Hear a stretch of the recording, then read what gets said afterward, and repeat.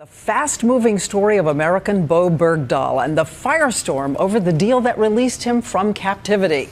5 Taliban leaders have gone free in the deal, and a lot of people are arguing that was too high a price to pay. Other people wondering tonight about the baffling young man who wandered off his post.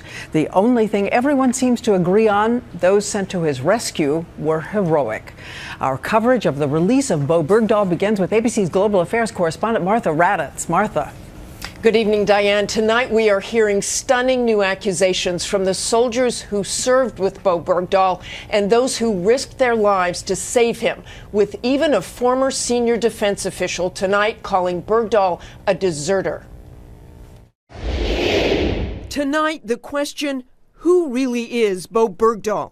The soldier, hospitalized in stable condition, he was held so long by the Taliban, we know he is still speaking in their native language, finding English difficult.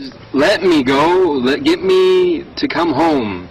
It was 7 p.m. Saturday with U.S. drones and helicopters tracking overhead. A team of so-called black U.S. special operators, those who are part of the most secretive missions, arrived for a prearranged meeting with Bergdahl and close to 20 Taliban. A tense exchange, but no shots fired as the 28-year-old was hustled into a waiting helicopter. Soon, his parents appearing with the president in the Rose Garden, his dad growing a long beard in support for his son, even learning the captor's language, expressing deep gratitude. But today, the controversy over the deal, releasing those 5 members of the Taliban, is only growing. And some of the soldiers who served with Bergdahl, described as a skilled marksman who also liked ballet and was homeschooled in his small town in Idaho, are beginning to speak out. Former Army Sergeant Evan Buteau was Bergdahl's team leader. He describes him as a good soldier who wanted to help the Afghan people, but that Bergdahl began complaining about the U.S. role in the war. He was definitely upset and frustrated with the war effort and how we were handling our business. Then just 2 months into his deployment, early in the morning, Bergdahl disappeared, leaving his body armor, weapon, and helmet behind. And while glad he is alive and free, Buteau considers Bergdahl a deserter. He walked away.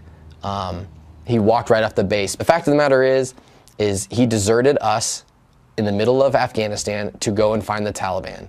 Within hours, Bergdahl would be in the hands of the Taliban, and the U.S. military would be launching a massive search. A search that Buteau and other soldiers say resulted in the deaths of American soldiers. People calling him a hero and people calling him this great soldier, I mean, it's a spit in the face to, one, all the soldiers who were there, and more importantly, it's a spit in the face to the soldiers who died as a direct result to him leaving.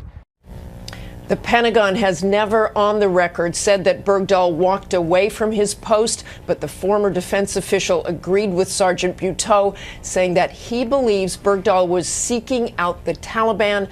What's needed now, of course, is Bergdahl's side of the story. Diane? Everyone eager to hear that. Thank you, Martha Raddatz.